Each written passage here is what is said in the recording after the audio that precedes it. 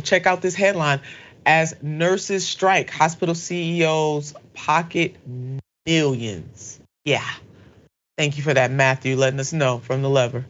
Hospitals received $175 billion in COVID-related aid during the pandemic. Yeah, $175 billion with a B in COVID-related aid during the pandemic, helping to boost profit margins, but little of that.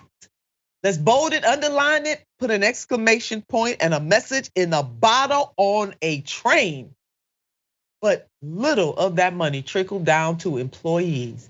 At the end of September 2022, Montefiore was sitting on $1.3 billion in cash and investments, while Mount Sinai had $2.6 billion at the end of 2020. Thank you, Matthew, from the lever. Now, you know what? I am gonna throw some damn papers. Let me get through this.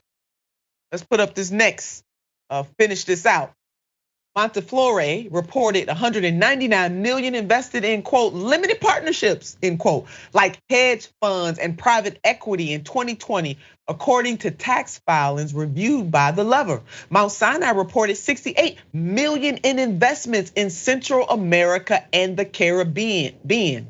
Typically, investments in this region are in tax shelters like the Cayman Islands. Let me tell you something, if they got money for that, then they got money to pay the nurses more money and other essential workers there that make up the entire ecosystem of the hospital.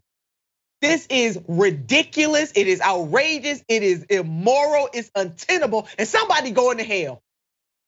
Let me get my fire extinguisher out. And they not gonna have a fire extinguisher in hell.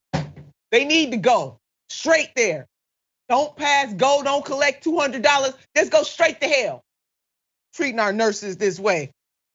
Matthew goes on, these nonprofit hospitals, and nonprofit does not mean no profit.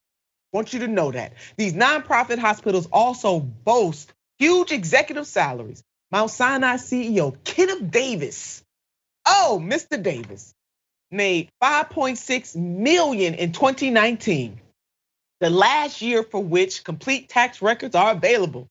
Montefiore CEO Philip Uza made $7.4 million in 2020 in the filings with the IRS. Mount Sinai disclosed that 15 executives made more than $1 million annually in 2019.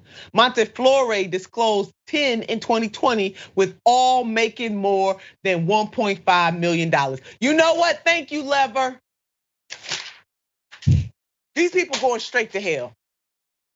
Give the nurses what they are asking for. They are always essential at all times. Ray, I just can't with these people. There's no reason, no excuse. In America, we should not tolerate nurses being treated this way. Yeah, sorry, go ahead. Go ahead, Ray.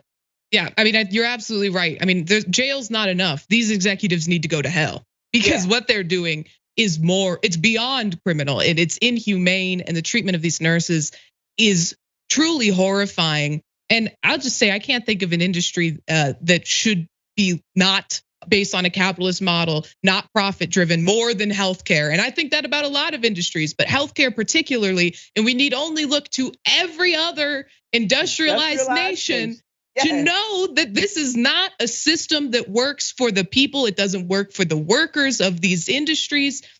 It doesn't work for anybody except for the small number of people at the top who are filling their pockets while the people at the bottom are slaving away for almost nothing or dying of preventable illnesses because they can't afford to get the care that's being offered at the prices it's being offered. It's a travesty.